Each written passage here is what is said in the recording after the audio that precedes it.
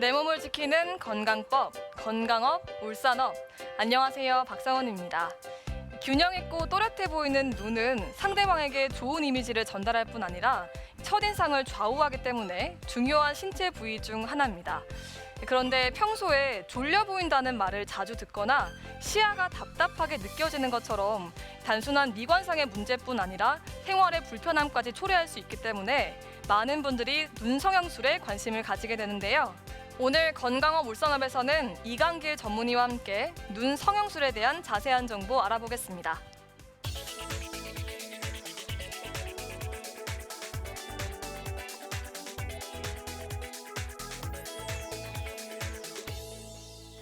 네, 선생님, 눈 성형은 인상을 좌우하기 때문에 관심을 갖는 경우가 많은데요. 흔히 눈 성형이라고 하면 쌍꺼풀 수술을 떠올리게 됩니다. 이것 외에 또 어떤 성형술이 있을까요? 요즘 성형수술이 발달해서 눈 쌍꺼풀 외에도 여러 가지 수술을 병행하게 됩니다. 눈이 적을 때는 앞트임을 한다든가, 앞트임이 안 되면 뒤트임을 한다든가, 앞트임, 뒤트임을 동시에 해서 눈을 키워주기도 하고요. 또 눈 뜨는 근육의 힘이 약할 때는 눈매 교정 수술을 해주기도 하고, 또 눈 뜨는 힘이 아주 약할 때는 안검 하수 수술을 해주기도 하고, 또 눈꺼풀이 많이 처져서 눈두덩이가 아주 부수하는 경우가 있습니다. 부은 것처럼. 그럴 때는 눈썹 밑에서 눈꺼풀을 거상해주는 그런 수술이 있기도 하고요. 또 나이가 많이 드셔가지고 피부가 시야를 가리게 되면은 시야 확보를 위해서 노안 성형 수술이 필요한 경우도 있고 그렇겠습니다.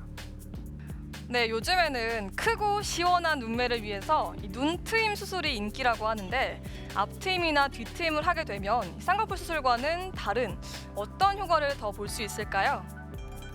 예, 우리가 보통 쌍꺼풀 수술을 하게 되면은 눈이 적을 경우는 답답한 인상을 피할 수가 없습니다. 그럴 때는 눈 가로 길이를 키워주기 위해서 앞트임을 하거나 뒤트임을 하게 되면 눈이 훨씬 커지고 시원스러운 쌍꺼풀이 되겠습니다. 아, 그렇군요. 그러면 쌍꺼풀 수술과 앞트임 혹은 뒤트임 수술을 동시에 할 수도 있을까요? 예, 물론 동시에 가능합니다.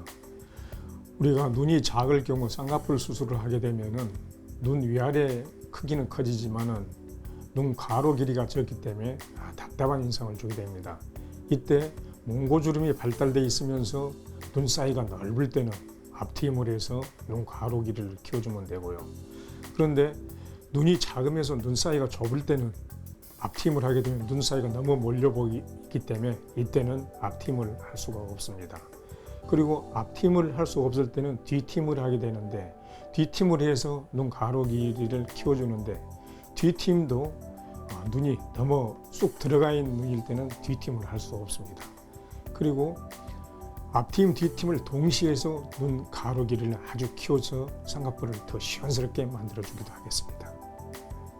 네, 눈 성형술이 미용적인 목적 외에도 일상생활에 불편함을 느껴서 하게 되는 경우도 있는데요.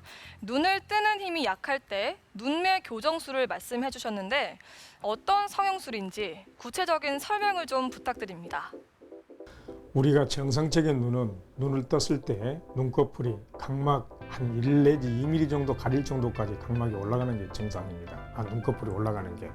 그런데 눈꺼풀을 끌어올리는 힘이 약할 때는 눈을 떠도 약간 잠온 듯하고 눈 뜨는데 힘도 많이 들고 눈 뜨는 힘이 약하기 때문에 이마 근육을 이용하기 때문에 이마에 주름도 생기게 됩니다.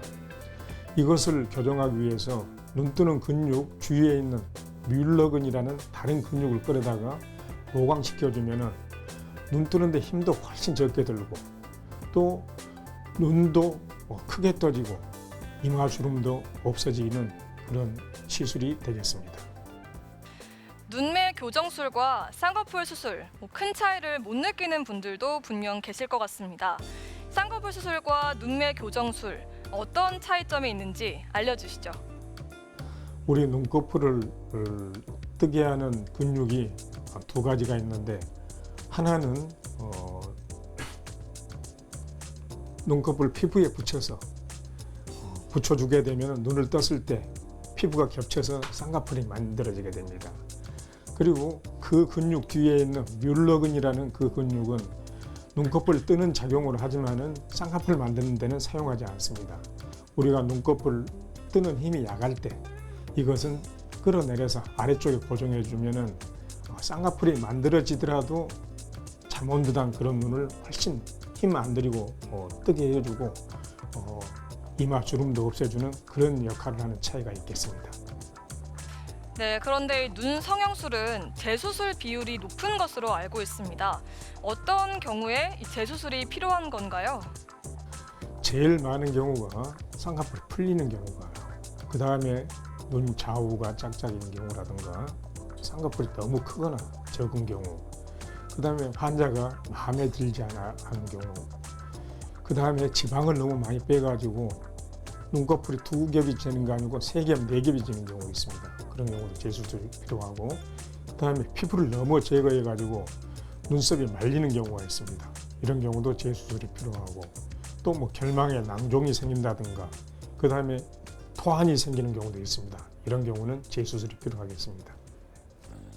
네, 말씀 잘 들었습니다. 주위에서 보면 눈 성형을 비교적 쉽게 생각하고 또 선택하는 경우가 많은데요.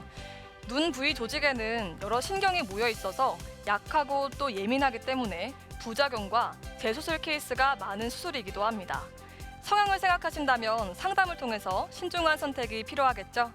오늘도 요가 동작 함께 하시면서 저는 여기서 인사드리겠습니다. 고맙습니다. 오늘 저와 함께 배워보실 자세는 목주름을 완화시켜주면서 목 스트레칭에 도움을 주는 자세입니다. 자, 편안하게 앉으신 상태에서 허리 바르게 세워주시고 양손을 손목을 서로 마주대 손바닥을 얼굴로 가져갑니다. 호흡을 마시고 내쉴 때 손바닥으로 턱을 천장을 향해 길게 밀어냅니다. 마신 호흡에 제자리 돌아오셨다가 내쉬며 조금 더 깊게 천장 향해 밀어주세요.